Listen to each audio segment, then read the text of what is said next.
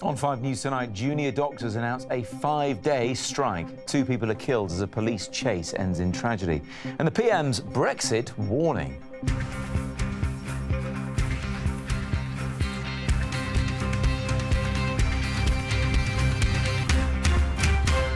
Save our NHS! Save our NHS! Striking again, but this time for longer. Junior doctors announce further industrial action. A woman and a boy are killed after being hit by a car that was being chased by police. And seeking a unique deal for Britain, Theresa May tells her cabinet they must make Brexit work. Also tonight, we're discussing the rise in discrimination against pregnant women at work. A new report says it's doubled in a decade. So why is it happening and what can be done to stop it? Good evening, welcome to 5 News Tonight. I'm Matt Barbet. Junior doctors in England have dramatically escalated their industrial action, calling a 5-day strike starting in less than a fortnight's time. From Monday the 12th of September to Friday the 16th of September, they will withdraw all care, including in A&E, between 8 in the morning and 5 in the evening. It's part of the bitter dispute over new contracts, and the strikes could carry on for the rest of the year. Our health correspondent Catherine Jones has the latest. Will you be supporting 5-day long strikes? I'm going in to listen to the debate. Decision day at the BMA. Are you going to support 5 days of strikes? We'll be making a statement afterwards, thank you. Members of its ruling council arriving to decide whether to escalate the junior doctors' dispute. Are you worried that escalation could lose people's goodwill? I can't discuss that just now because I want to listen to the discussion, I want to take part in that, and then we'll find out afterwards. And after 3 hours deliberating, they've backed the proposal put forward by junior doctors leader Ellen McCourt, which she outlined in this Facebook post last night. She'd argued for 5 consecutive days of 8 a.m. to 5 p.m. full walkout industrial action. That means not covering A&E. One doctor who will be involved in the decision has told 5 News why he is backing that. If the contract is implemented, I fear that doctors will continue to leave the UK in their droves, in their tens of thousands, and the NHS will fundamentally crumble if it doesn't have the staff that it needs. So far, there have been 5 strikes since January, escalating to a full withdrawal of Labour in April. A breakthrough in talks in May meant a deal was struck with junior doctor leaders. But in July, 37,000 BMA members voted on this new contract, and the majority rejected what had been negotiated. There are lots of concerns they have about rota gaps, about the way their training programme works, that we want to sort out and improve. But we can do that by sitting around the table and talking, as I thought we had successfully started to do after the talks that went very well in May, and not by this very confrontational course of action, which will cause such misery to patients up and down the country. No ifs, no buts, no junior doctor cuts. Now hospitals have less than 2 weeks to prepare for the picket lines, for the rescheduled operations and the postponed appointments. And patients must wait to hear exactly how the longest junior doctor strike yet will affect their care. Cathy, we had 1-day strikes earlier in the year. These are 5 days starting in a couple of weeks' time. What impact will they have? Well, yes, 5-day strikes starting on Monday, the 12th of September. That gives hospitals just 7 working days to prepare for this. And I well remember from those earlier strikes talking to chief executives of hospitals, and they said the only thing that lessened the impact on their patients was getting a long lead in time and a Herculean effort by their admin teams, by all the backroom people who rebooked appointments and sorted things out. This time they have more to do with much less time to achieve it. There's something else I think is worth mentioning. All the new doctors, the brand new doctors straight out of medical college, all came on stream together a few days ago. Now, that just puts the whole system into a bit of a churn, into flux, and I wonder how much impact that will have. So a very testing week ahead for the NHS and potentially more to come.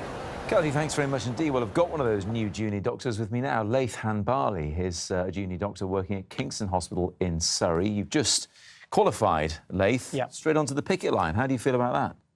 I think it's unfortunate that we have had to go back to the picket lines, but it also, I think, should send a very strong message that we are very serious about protecting our patients, protecting our welfare, and being able to just provide a service that is viable in the NHS. I think the government already knew that, and Jeremy Hunt has a point, doesn't he, that the BMA had agreed a contract with the government. The BMA had said to its members, the junior doctors, 37,000 of them, you should support this, and then you didn't. So where does that leave you? That doesn't look as good as it did before. Well, the BMA is a trade union, and the decisions that are made by its members are what lead its policy. Now, the BMA agreed that this is the best deal they could get from the government, and we, the members, have decided that that is not good enough. It's not good enough to protect our patients and our NHS. Decided that, but not going back to perhaps a one-day strike and not removing emergency services. This is 5 days in one go. We're hearing it could happen every month between now and the end of the year, and withdrawing A&E services as well. That's a huge escalation.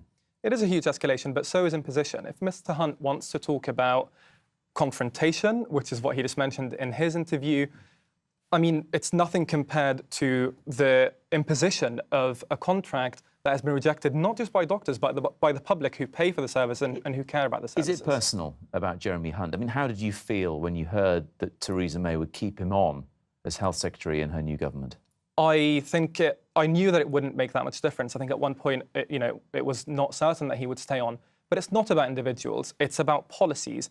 And whether it was Andrew Lanty as Health Secretary or now Jeremy Hunt, whether it was David Cameron as Prime Minister or now Theresa May, whether it's the 2010 or the 2015 Conservative government, whether it's the Department of Health, the Department of Work and Pensions, whether it's the Treasury, none of these departments are committing to proper social and healthcare, and that's what we are protesting. It's not about an individual.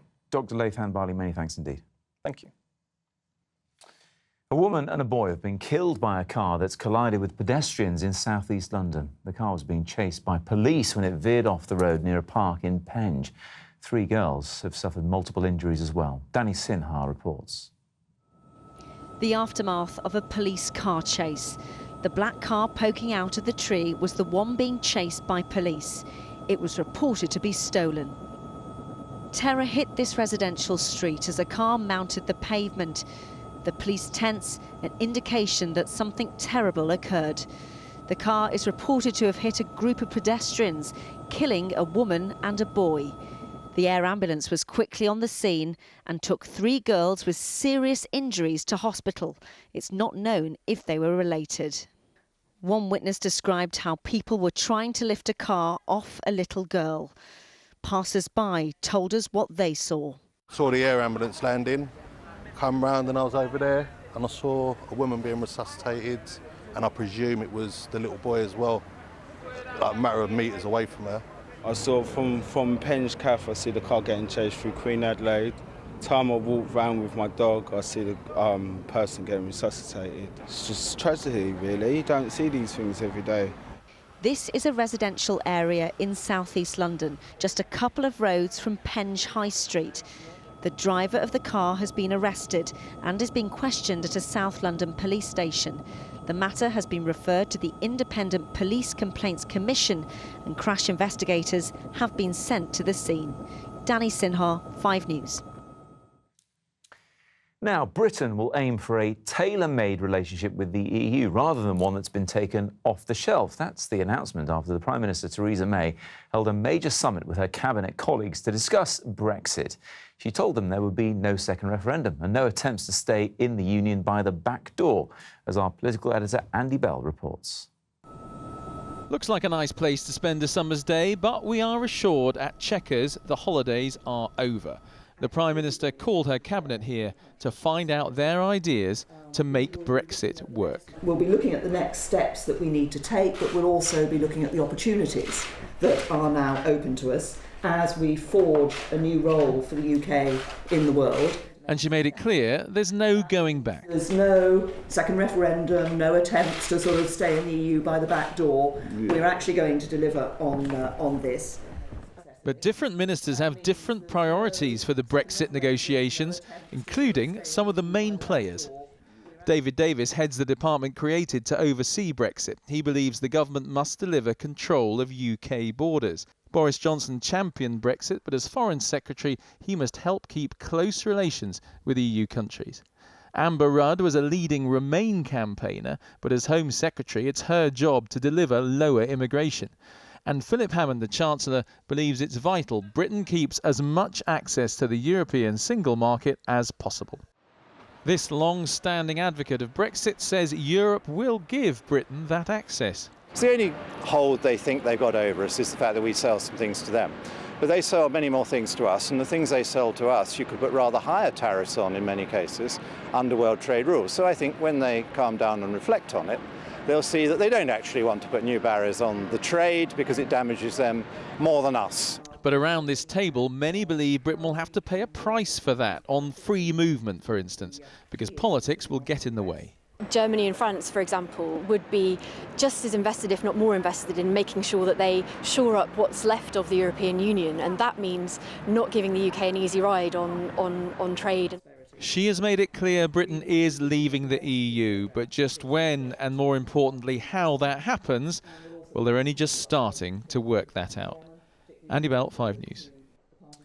So as Britain starts to move slowly out of the EU, what are people's hopes and fears for what it could mean? Just up the road from Chequers is the town of High Wycombe. Like the nation as a whole, it was split almost in half between Leavers and Remainers.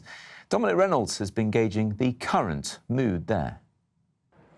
This place was built for doing business. People were coming to buy and sell in High Wycombe 1,000 years ago. Today the market town is 10 miles from Chequers, where the PM is discussing a much bigger marketplace and Britain's role in it. So what should they be talking about? I mean, we were going to be in dire straits now, and it hasn't happened. David voted leave in June.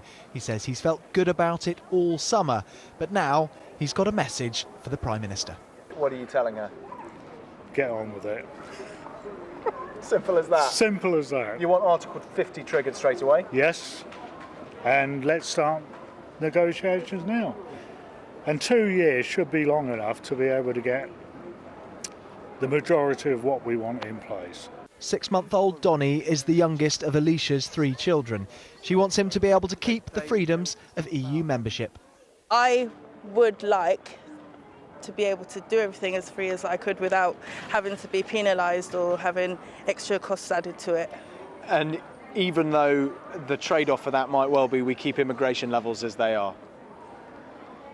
Immigration, I don't know how they'd sort that one out. In the cupcake shop is Lynn, mum to 9 children, but not too worried about the future. She doubts Brexit discussions will make much difference to her at all. Nothing's actually happened. You know, it's no different, apart from sort of like a few sort of like moments. Nothing actually has happened, has it? It's been quite a calm summer, hasn't it? Yeah, you know, maybe it's a calm before the storm, who knows? In this factory, they turn materials bought in Europe into furniture they sell in the UK. When the pound plummeted after Brexit, it was a worry. The exchange rate is very two-edged. I mean, it does cost us considerably more to run the raw materials to run this factory and to buy the designs that we have made overseas from manufacturers in Europe and the Far East. But it's two-edged because it also gives impetus to our selling abroad. We've been told Brexit means Brexit, but not what Brexit will look like. Today our politicians are starting to carve out that European future. For this business at least, a delivery of some certainty would be very welcome. Dominic Reynolds, 5 News in High Wycombe. Let's go back to Andy Bell now, who's in Westminster. And Andy, you've got more details about what exactly was discussed this afternoon. Bring us up to date. Yes, in the last hour they've given us a little bit more idea about the direction that the government was discussing today. First of all, as you said before, remember all that discussion during the referendum campaign about would we follow the Norwegian model or the Swiss model in terms of Britain's relationship with the European Union if we voted to leave? Well, today it's been made clear they don't want to tie themselves into that. They want a unique British model, so we wait to see what that will be. Some clues as to what shape that might take. They talked about any new relationship ensuring that Britain has more controls on the number of people who come to Britain from the European Union. Now, some people I think maybe the alarm bells will ring on that and say, well, hang on, controls, is that enough? Maybe people would say we want to have ensure the fact that there is full control over Britain's frontiers. So the alarm bells may ring for some people on that. But they also say in the same sentence, the positive outcome should also be for those who wish to trade goods and services. So more controls, but also it sounds like they want to maintain that access to the single market. For some people, that will sound like wanting to have your cake and eat it as well. Andy, thanks very much indeed. Conservative MP Kwasi Kwarteng campaigned for Britain to leave the EU. He joins me live now from central London. Good evening to you. Which is more important to you, controls on immigration or still having a good trade agreement with the rest of the European Union? I think the message of the referendum was very clear. I think people want to have control of the borders. That was the Vote Leave mantra, take back control, and I think that's absolutely essential. It does sound, though, like the government still thinks or believes it can have its cake and eat it, have the trade and have the control. Well, of course it does. We're starting negotiations. We don't need to concede anything at the moment. I'm sure during the course of talks, during the course of discussions, we'll have a clearer picture of what the final outcome will be. But there's no point at the beginning saying that we're going to compromise on anything. We want to have access to the market, but also we want to have control. I think that's entirely legitimate. But here's the thing, once Article 50 is triggered, Theresa May said that won't be till next year, the clock starts ticking for 2 years. Let's put that in perspective. If they want a unique deal, one that's not off the shelf, not like Norway, let's take Canada, for example. That's taken 7 years to get this far, and they still haven't sealed a deal with the EU. It's got nothing to do with Canada. I mean, Canada has never been part of the EU and doesn't have as close ties with the economies of Europe as we do. I think Article 50 will be very clear. I think we've already set up a department for it. We've got a Secretary of State. We've got the resource to come up with a deal. And I think 2 years will be enough to deliver on that. It actually hasn't been enough since they stopped the negotiations with Canada 2 years ago this month, and they still haven't sealed the deal. They still haven't. They stopped all the negotiations. Forgive me. Canada is not an analogous situation. We were in the EU for 43 years. And we're leaving it, and that's why we're signing Article 50. That's why we're invoking it. Canada has never been a member of the EU. That was a separate trade deal, and it's the same with the United States. They have deals with Korea. But that's not analogous to our situation where we were in the EU and we're trying to leave it. We are going to leave it. Is there an analogy to be had? Because you're a very clever man. You have a PhD in economic history from Cambridge. That's absolutely right, yeah. Have countries ever been able to have the best of all worlds in terms of trade and immigration? Well, look, this is an entirely new situation. No country of our size has ever left the EU before. So, of course, it's unprecedented. You don't need the brains of an archbishop to see that this is a new situation. But I have every confidence that the government and the Prime Minister will be able to deliver on this. OK, Kwasi Kwarteng, many thanks indeed. Still to come on 5 News Tonight. The Polish man killed in Essex. Police investigate if he was the victim of a hate crime. And Get Pregnant face the sack, the shocking rise in discrimination against women who are expecting. We're discussing that after the break.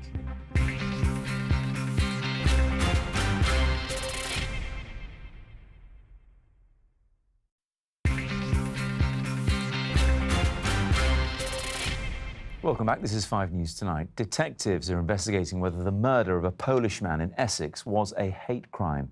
6 teenagers are being questioned by police after Arkadiusz Zozwik was subjected to an unprovoked attack in Harlow at the weekend. His family say they are devastated. Jessica Omri reports. This is the spot where Arkadiusz Zozwik was sitting with his friend before he was attacked and killed. The 40-year-old was left with catastrophic head injuries after he and his friend were set upon by a group of teenagers. His friend survived, but Mr. Zozwik died of his injuries. Police say the attack was totally unprovoked and could be a hate crime. Today, as the community mourned, the Polish ambassador to the UK stood side by side with the town's MP.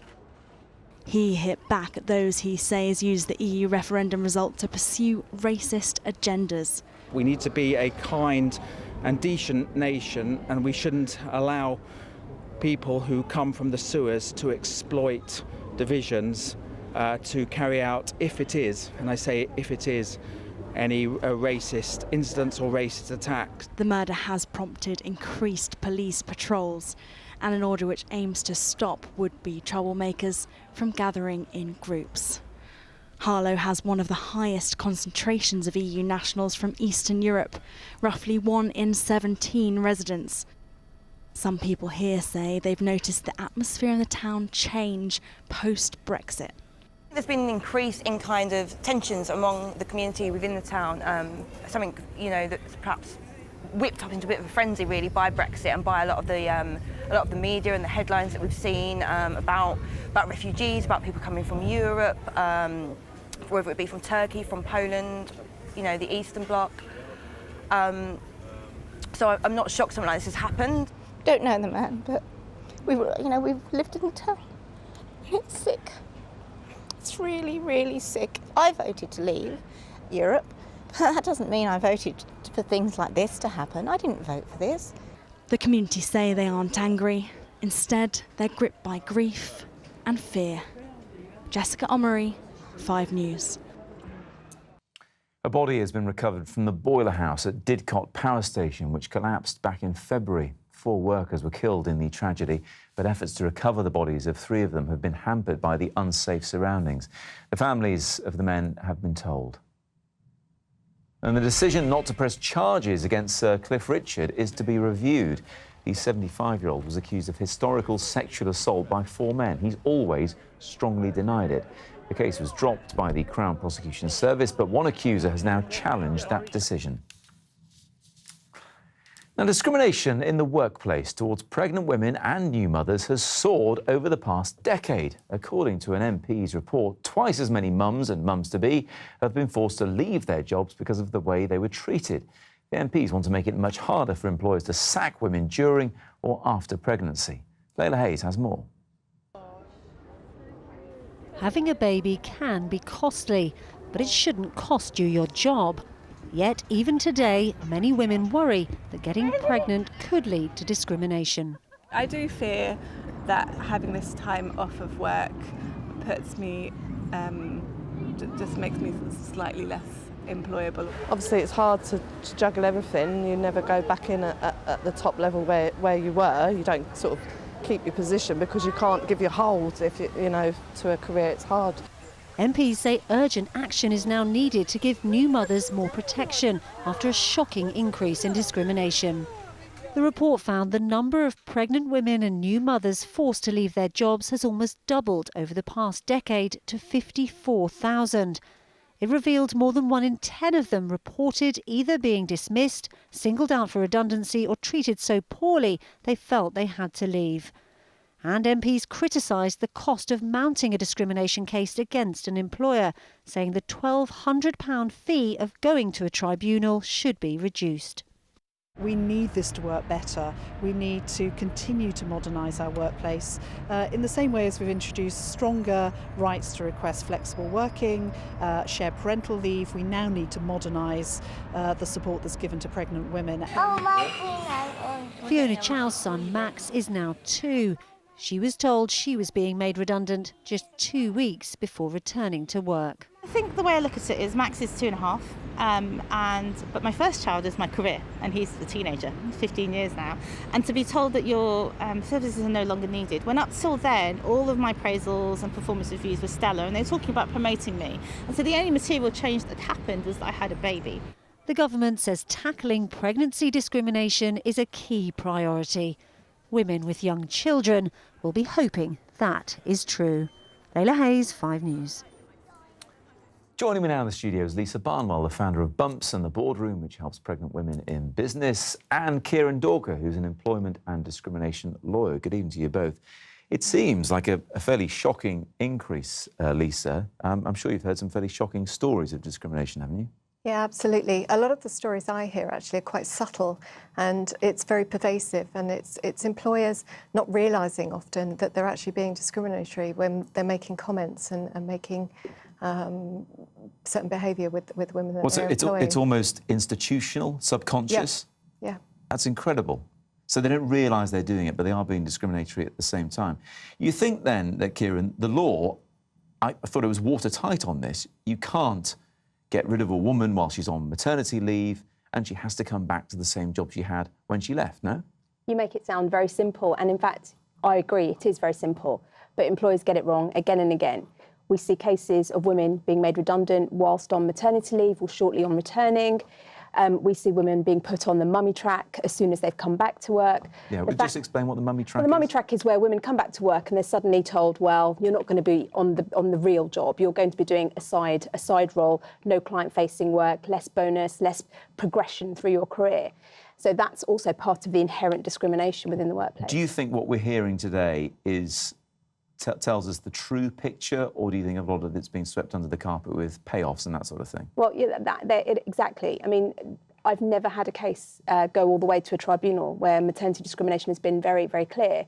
And that's because women are very early on given a settlement agreement with a gagging clause, and we don't hear about it. And she walks away, not necessarily happy, but walks away nonetheless because she's got no other option. And Lisa, you think business is seriously losing out on, well, talent? Yeah, female talent that women gain, well, and men through becoming parents as well, but talent they gain all the same. Absolutely. There's, the pregnancy journey and the transition to motherhood is a time of real awakening for women and a time of them really coming into their feminine power.